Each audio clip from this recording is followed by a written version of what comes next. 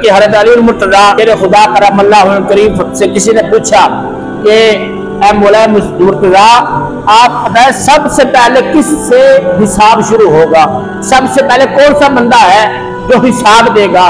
تو آپ نے فرمایا کہ سب سے پہلے ابوبکر صدیق رضی اللہ تعالیٰ کی ذات ہے۔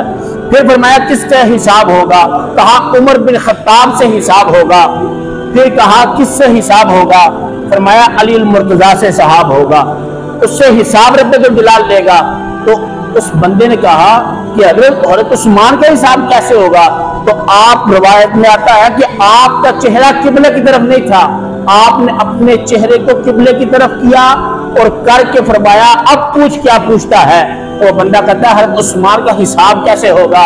تو اس آپ رضی اللہ تعالیٰ عنہ نے فرمایا، مولا مرتضیٰ فرماتے ہیں کہ عثمان وہ صحابی ہے، عثمان وہ شخص ہے جس کو رب جلال کے محبوب نے بغیر حساب و کتاب کے جنت کی بشارت دی ہے، وہ بغیر حساب و کتاب جنت میں چلا جائے گا۔